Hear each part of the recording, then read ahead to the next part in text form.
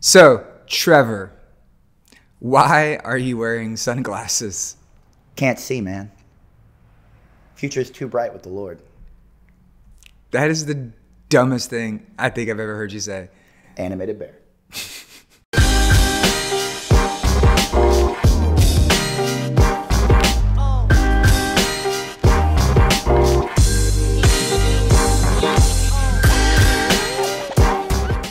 Hey guys, welcome to the Rundown Podcast.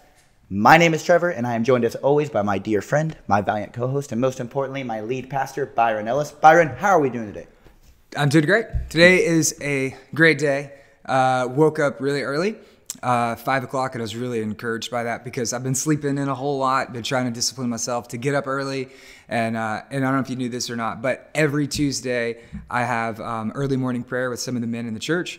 So I was, going about my morning routine, made my cup of coffee, getting dressed, ready to head out through the day, make a inspirational post on the Redemption Facebook page. And it was like a Bible verse, Psalm 1. And then Ethan Berwick liked it. He's our campus director here. And I was like, man, Ethan really is up early this morning. And I was like, what time is it? Oh, it's like almost 6 o'clock. I was like, oh crap, I forgot about prayer this morning. And I was just going about my day, and I totally forgot that this morning was Tuesday morning prayer, and I failed. But you woke up, you were hyped up. Yeah. I woke up to like 7 emojis of rocket ships, like, do you want to do the rundown today live? And I'm like, no, yeah. So we're doing it. We're doing it. We're having fun. I'm ready to go. Talk about this sermon. For me, my Sunday, I was in Houston competing in a jiu-jitsu tournament, so I actually missed this past sermon. I took a break every now and then. Forgive me. But it was a great time. Me and leadership director Brandon Stacy were out there competing. I wish, now that I've heard the sermon, podcast was released, guys, go check it out.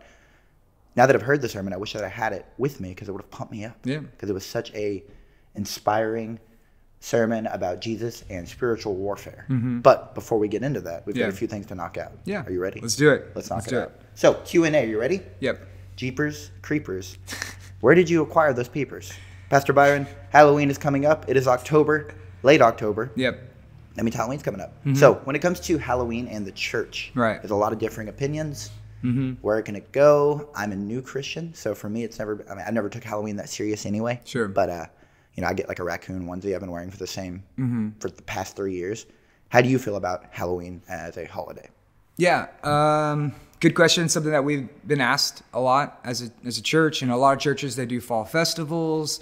Some churches don't do anything at all. Some don't acknowledge it. Here at Redemption, we're actually doing a costume contest this Sunday for our kids. No scary costumes. Just come dressed up in favorite character or just something, that the kiddos like, something that they enjoy. So I think one of the good teachings that I've heard over this, because I've heard all sorts. I mean, growing up, it was basically like Halloween's evil. And so we would kind of sneakily get dressed in Halloween, our family would be like, shh, don't tell anybody. You're going, don't let anybody from the church you're going trick-or-treating. And we would go trick-or-treating. We'd have a lot of fun. And, I dress up as just simple things, and nothing crazy or anything like that. And my grandparents wouldn't let me dress up like demons or, ghosts or, zombies or anything like that. It was just basic, normal things. I think I went as like the Terminator one year. I was a GI. Can I grab my sunglasses again? I was a GI Joe one year. And it was just harmless fun as kids. So there's a lot of different teachings on it. I think one of the best teachings that I've heard comes from Mark Driscoll, and he uses this thing called receive, reject, redeem. So there's a lot of things as Christians when it comes to culture that we have these three choices that we have to decide. Are we going to receive it? Are we going to reject it? Or are we going to redeem it? So when it comes to Halloween, receiving it would mean that we take along with it everything that's involved. Now, let's just be honest. There is some demonic and satanic rituals that are spooky skeletons. Yeah, are involved with Halloween. It's the Night of the Dead, a celebration of the dead, paganism, all that stuff, super involved. Now, as Christians, we can't receive that. There's aspects of Halloween that we do need to reject. Like we can't, we can't participate in those things. And then that leads to the rejection, which some people would hear that and they would just reject everything altogether. But not everything is Halloween, is necessarily bad. And people say, oh, well, we shouldn't celebrate it. But at the same time, birthdays were originally pagan. I don't know if you knew that or not. No one in the Bible actually celebrated their birthdays other than the pagan kings. Did not know that. Yeah. So birthdays, that's why Jehovah's Witness, they don't celebrate birthdays. They don't celebrate Christmas. They don't celebrate Easter. They don't celebrate Halloween, because all those things have pagan origins. And so some Christians, they reject everything together, but I don't think they understand that there is, some qualities we can receive. Kids want to go have fun, eat chocolate. Like, that's cool. Not everything needs to be rejected, which leads to the third thing, is the aspect of redemption. That Halloween's actually one of the most missional times of the year for the church. Because normally we're trying to get people, go door to door on people, to reach people. But here, people are actually coming to our door. And so it's kind of a total reversal of the mission of God. And so one of the things that we're doing with our community group is we're throwing a party at our house, and the kids are coming over, and we're going to pass out candy, and we're going to pass out invite cards, have a party, and use it as an opportunity to reach people. Wow. And so we all post up on our porch, talk to our neighbors. It's a wonderful opportunity to do that. So that's what we're doing. So is everything good? No. Okay. Does everything need to be rejected? No. Is there an opportunity for us to redeem it? Absolutely. That's what I believe. So what a healthy way to look at it. Props. If it's against your conscience, then I would say don't do it. If you have your own convictions about it, I would say don't do it. Nobody's forcing you to do it. At the same time, if you're going overboard and you're getting all into Ouija boards and demons and, trying to contact the dead, and you're just obsessed with death, then that's a problem. You probably need to knock that off. But there is a healthy, God-honoring way that you can use Halloween to be able to reach people who are far from Christ and help them experience a life change through Jesus. So that's what we do. And that's the best answer I can give you. Oh, how the turns have tabled. I love that. Okay. Well, let's jump into our sponsors. Are you ready? Yeah. The guys who make this all possible. The reason we can even go Facebook Live. Are you ready? We don't have any yet, but they're coming. I feel it in the air. We have some announcements to make, though. Guys, our team night is coming up. Team nights! Woo! It's going to be Tuesday, October 29th. Sounds right. I'm always wrong on the date, but guys, check that out on our Facebook. Somebody's going to show up on a Thursday night at 7, and they're like, I'm here for team night. Like, nobody's here. Dressed up as a ghost. Yeah. Well, our team night's coming up, guys. If you are interested in jumping on a serve team, or if you're already part of a serve team, that's who this is for. Okay? Yeah. Come in. It's going to be a great night of community. It's going to be some good worship. And we're going to kind of find out where our strengths are as individuals, for where we need to be serving, how we can better serve the church and each other. It's going to be a great night. It's always a lot of fun. I can't wait. Team night coming up. Look it up. October 29th at 7 p.m. It's definitely a Tuesday. I know that. October 29th at 7 p.m. There we go. Yep. There we go. Team night. 7 p.m. So you ready? Yep. We are about to run it down. 3, 2, 1, run down. This sermon was Jesus and spiritual warfare, and what a heavy topic that is. A topic I spent a lot of time praying on, thinking about throughout my Christian life. Pastor Byron, you went through your own little warfare just to get to Sunday. Some people didn't know about it. I didn't know about it. But I did know about it. Tell us about your physical warfare going into the spiritual warfare. Pretty much every person in our house was sick. In sequential days, we just passed it along. And so I woke up Saturday completely sick, stomach flu. Ashley had it the day before. We took her to the doctor. She thought she was going into early labor. Yeah. So she's thinking she's fixing to have the baby.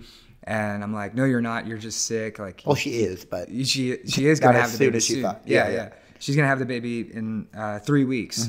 So brought her to the doctor, and the doctor's like, you're not going to labor. You're just sick. I was like, I told you. She's like, well, you don't have a medical degree. So she didn't listen to me. So good on her. So then we shipped Esther off, her daughter, to the grandparents' house. And then I woke up Saturday getting ready for a wedding, and I'm sick. And so I slept about 16 hours, woke up long enough to go perform a wedding for a couple in our church. You did great. Yeah. I said, shout out to Kaylee and Johnny. Yeah, they said, I do. I said, okay. Kiss the girl because I got to go. And so I went home, slept 16 hours, woke up Sunday morning, and still felt like not good. Trash. So, yeah. Trash. Yeah. So how did this affect your sermon prep? No, it didn't affect it. Sermon was already done, right? Yeah, it was done. It was more about the getting on stage part. It was done. Well, I mean, like, I didn't have the time to run through it or to make any edits or anything like that, like I normally do. But, I mean, it was fine. Okay. It was just the delivery that was troublesome. So I didn't know. I think it turned out great. I was worried I was going to have to run to the bathroom mid-sermon, all day. But, we powered through it. So took a bunch of medication. And the more you think about it, that would have been pretty awkward doing a demon sermon. Yeah. And you have to run out with doom and gloom coming out both ends. This could have been bad. Like, sorry guys, I got my own demons going on right now. Praise God. Yeah. You did it. You got through it. It went well. It was good. Right? Yeah. So it was Jesus in spiritual warfare, Mark chapters 8, verse 9, verse 14 through 29. 14 through 29. Yep. Okay. And this is the story of after the transfiguration. So after basically the craziest verse in the Bible so far, they go down the mountain. Yep. Right? And they are confronted with a crowd, the Pharisees.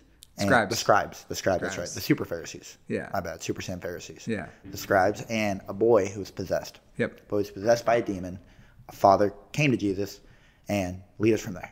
Yeah. So the juxtaposition of the text is really interesting as you study the Bible. This is why I always encourage people to like read the Bible in context, to read the through a book. That's why we preach expositionally. That's why we preach expositionally, is because it really plays off of each other. So, last week they were on the mountain. This week there's a war. Last week they saw Jesus in glory. This week they're watching in horror. Last week they heard the voice of the Father. This week they're also hearing the voice of the Father. Instead of saying, "This is my son with whom I'm pleased," the dad's like, "This is my son, please help." It's not the transfiguration, it's demon possession. So kind of the big idea that Mark's trying to show as he shows us this text is that the mountain moments only last for a moment, and then as soon as we come down, we can expect that there's going to be spiritual warfare.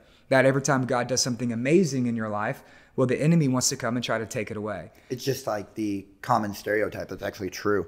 After someone gets baptized, right? Somebody wiser always comes to me and goes, "Hey, be prepared to be attacked. Yeah. The enemy will be strong." And you're like, "What? No way. Nothing's going to stop this. I'm with Jesus. Are you kidding me? Are you kidding me? I'm on his shoulders." Yeah. But it's true. Yeah. The enemy comes in strong because he knows that's when you're most vulnerable. Yeah. Which is interesting is that this actually starts a series of teachings that Jesus is going to do over the next 3 chapters with the disciples, where he's basically giving them like, here's the most important thing you need to learn. And then he talks about, like this week as we get ready to study, he's going to talk about humility. Then he's going to talk about sin and hell and marriage and divorce and children, riches, wealth, faith. And he's going to go into this big, long teaching over some of the most important things for the Christian life. And what I find fascinating is that the very first thing Jesus tells his disciples is get ready for war. Yeah. Because there's going to be spiritual warfare.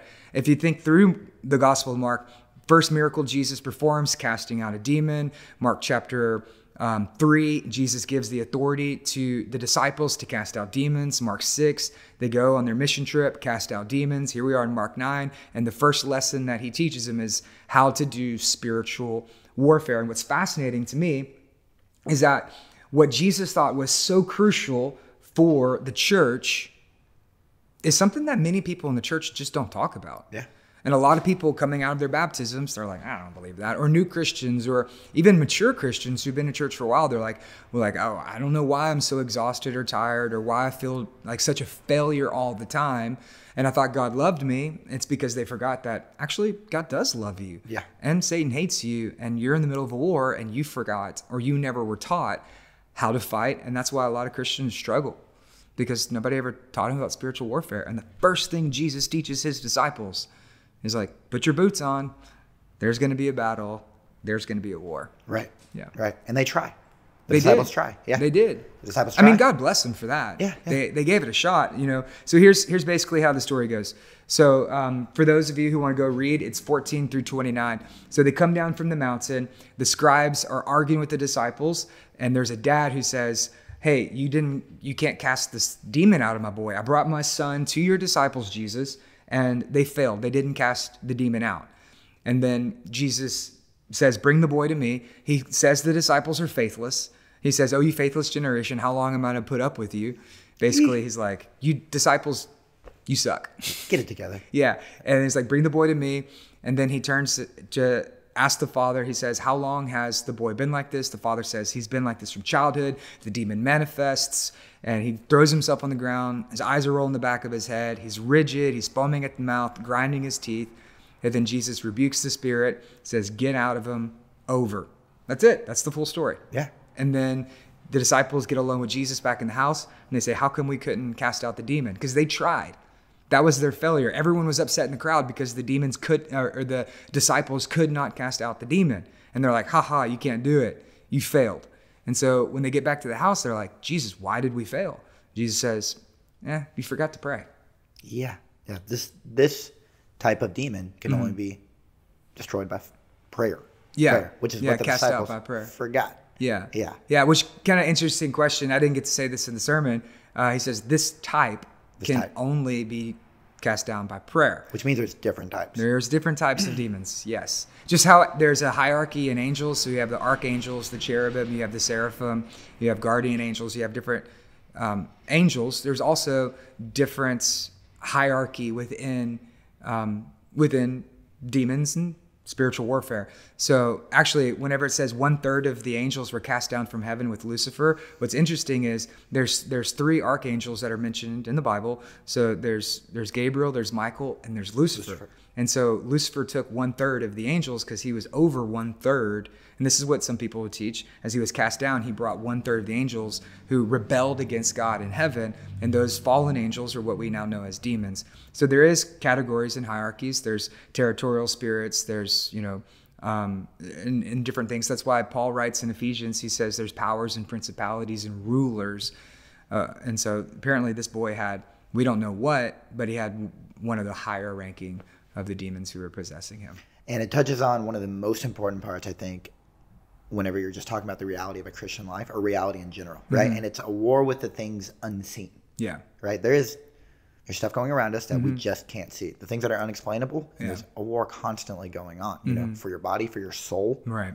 And the things you can't see, which is demons. Yeah. Right? Possession goes on still to this day. Sure. Satan is still strong. He knows who's weak, and that's why he attacks us at our weakest points, including our children. Yeah. Right? Which is where this comes in. Yeah. So the idea here was that one of the themes in the thing that I just picked up through it is how important it is for us to pray for our kids. I mean, as I was going through this, I was like, I can't imagine being this dad. Could you imagine being a father and your child that you love more than anything is suffering this way? I mean, he probably brought the child to the priests. They couldn't do anything.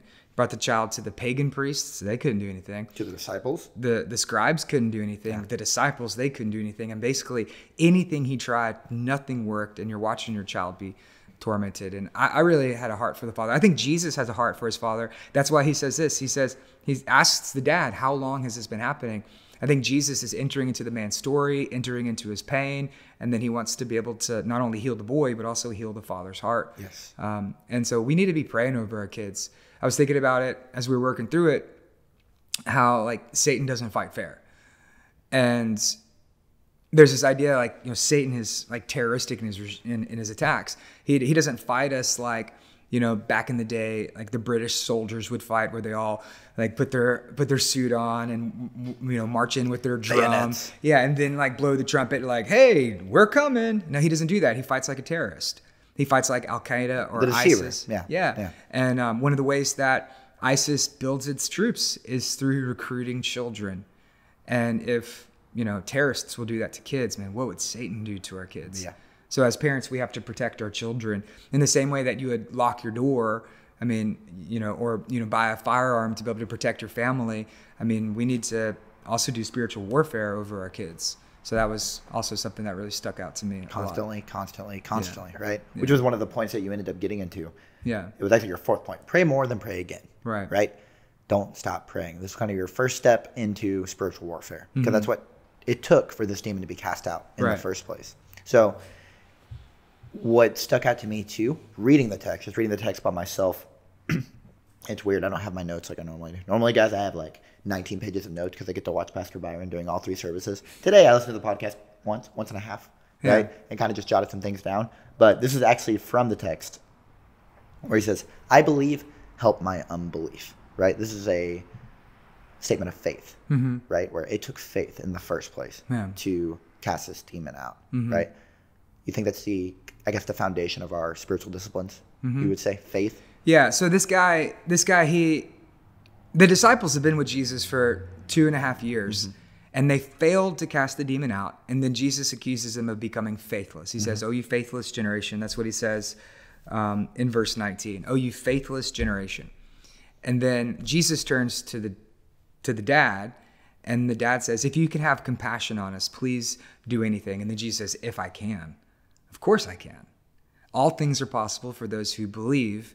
He's basically like building the man's faith. He's challenging him. He's encouraging him. He's like, if I can, all things are possible. And then the man responds, he says, I believe, help my unbelief, which is not really a statement of faith. No, I mean, it's helped me with what I'm missing. Yeah, it's barely any faith, but that's just enough faith for Jesus to do the miracle in the man's life. Actually, the parallel account in Matthew, it says that this is the text where it says, if you have faith the size of a mustard seed, you can say to this mountain, be thrown in the sea. That's what Jesus tells his disciples, if you have faith the size of a mustard seed. So it doesn't take a lot of faith to be able to see God move, but you have to use the faith that you have. So, yeah. Yeah. It doesn't take a mountain to move the mustard seed. That's what you said. That was one of the points. Yeah. So let me dive into our points. I know we're kind of checking this out, but so the first point is this. If you want to do spiritual warfare, don't do it yourself. See, for the disciples, they tried to do ministry without Jesus. Right? I was super convicted. DIY project. Yeah, I was super convicted over this point because how many times in my life have I tried to do ministry or tried to achieve great things for God without God? Yeah. Doesn't work well. No. Doesn't go over too nice. No, but anytime you're hurting or suffering, what's the first thing you do? I got to do this on my own. Nobody's going to help me with this one. And we find ourselves in a worse situation than we were before because we try to do everything by ourselves. Right. And it goes into your next point of exercising your authority. Yeah. Right? Because we were given authority. Luckily, this is post-resurrection. We're given the Holy Spirit. Correct? So you have to believe we have the authority to cast this out. Right? To get through this war. Right. And past victories can build your faith, but they cannot sustain it. Yeah. Kind of like getting baptized, right? Your faith that got you there in the first place. But it's going to take more than just that passion you had coming out of the water to get you through what this life really is going to throw at you. Satan doesn't care if you were baptized. No. Yeah, that's a good point. Like, he's like, oh, yeah, you were baptized 10 years ago. Cool story, bro. What about today? Because I'm coming for you today. And Satan doesn't care that, 4 years ago you were victorious in your temptations. He's going to come at you again. Interesting, in Jesus' temptation, it says that Satan departed and for an opportune time. Like, he's going to come back. We saw Jesus engage in temptation with Satan, defeat him, but then 22 other times in Mark's gospel, he just keeps coming back, Satan doesn't care if you were victorious 10 years ago. Right. He's going to come for you today. And many times we live on our past victories instead of walking in our present authority. And we wonder, where did my faith go? Or how come I'm not strong in my faith? Or how come I'm not seeing God do the things that, he used to do in my life? Well, one of the things is because we've stopped walking in the authority that he's given to us. It's already yours. Just start using it. Yeah. Just go and use it. Even if it's little. Yeah. Your faith, right? Yeah. Even if it's your little, which was your next point. Use the faith you got. You don't need a mountain to move a mustard seed, which you already kind of pushed on. But it starts with that. You said in the sermon too. It really takes a step of waking up one day, don't let Satan beat you up too much. Yeah. Waking up one day and just calling it out. Yeah. Call it for what it is. Demand the authority you have over this situation. Yeah, I think for too many Christians, you get so used to living complacent. Yeah. Or an apathy or an atrophy. Yeah. You got to get up in the morning and just say, like, I've had enough. Today is the day I'm going to fight. I'm going to stand up. I'm going to take my ground, and I'm going to put my faith into practice. Yeah. I'm going to use the faith that I have, and so it's the day that you start doing that. And your faith may not be strong. It may not be like super great, but you know what? Just use the faith that you do have. So if you're barely reading your Bible, just read a little bit more. If you're barely praying, pray more. Remember, the enemy doesn't want you to. Right. Also, yeah. That's where the war there's going to be an opposition between the two of them. Yeah. Right. The more you use your faith, the more he's going to come at you. Now, some Christians are like, well, I don't want to use my faith if that means that Satan's going to attack me. But actually, that means he's already won. He's already beat you, and he's already got you exactly where he wants you. So there's no point in him even attacking you anymore. So just use the faith that you have. Stop waiting to take a class. Stop waiting to, for 6 months until you finally get your life together. No, just like use what you got now. And the more you use it, the more it's going to continue to grow. God's going to bless it. Do whatever it takes today. Yes. So that way you'll be healthy in the future for tomorrow. It's like the same comparison you made. It's like a muscle. You have to work it out. Yeah. Right? You got to get your flex on. Yeah. And it's a daily practice, right? The consistency is everything. That's why it's called spiritual disciplines. Yeah. Because discipline is required. But in the same way, I've learned, like, right, I've in my physical life, I guess, in my exercise life, sometimes discipline just isn't there, right? The beautiful thing about your spiritual life, you don't have to have it all there. That's where he says, help my unbelief, right? You just need a little to start, and then it'll start building. It'll start building. The momentum comes, it'll snowball, and you'll reach higher peaks. Yeah. I really feel like that's how the Christian life works. Right. Which leads us to the fourth thing is pray more than pray again. I always say this. I say there's a direct correlation between the prayers you pray and the power that you see. Some people ask me, they say, well, as we've been in this big prayer kick for us as a church, and they'll say, well, how long should I pray? Or how often should I pray? Or how much should I pray?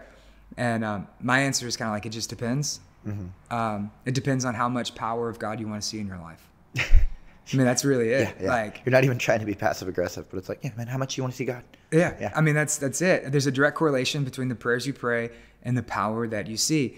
If you want to see more power, pray more. Oftentimes we're complaining to God. We're like, God, why don't we ever do anything? Or like, why is this the way it is? But how often are we praying about the situations that we're in? I mean, if you have time to complain about it, then you have time to pray about it. Like that's just the way that it is. And we'll say, I'm too busy, or I don't have enough time, or I'm too tired. Maybe the reason you're tired is because you're not finding rest in him. Right. Like maybe the reason why you don't have enough time is because you're not spending enough time with him. You're too busy to not do business with the Lord. Like that's just the way it is. And so there's a direct correlation between the prayers you pray and the power that you see. If you want to see God move, if you want to walk in authority, if you want to be able to overcome adversity and temptation, man, you got to pray. We need to realize that prayer is a first response, not a last resort. Right. And that when it comes to the weapons of warfare, really, prayer is the most important. Think about prayer like a walkie-talkie in war, right? So you're in the trenches. So you pick up your walkie-talkie, you call for backup, all of a sudden the air raid comes, right? I mean, that's prayer.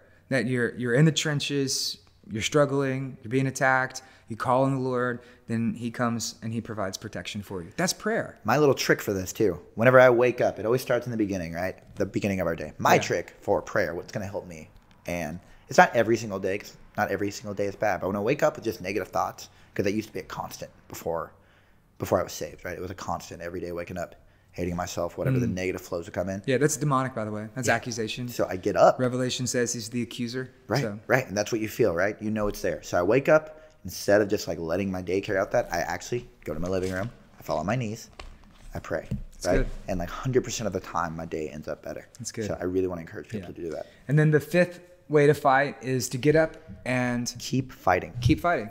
Failure teaches you to fight. That's right. We're not just talking jiu-jitsu, yo. It's true. Failure teaches you to fight. The disciples failed here, but they continue in the book of Acts. And in the book of Acts, they're successful. They cast out an entire city worth of demons. Way to go for the disciples. Good, but they didn't give up. Right. And many of you feel like failures or you want to give up. Don't give up. Keep swinging. Keep fighting. Victory. And remember again, we are the disciples. Yeah.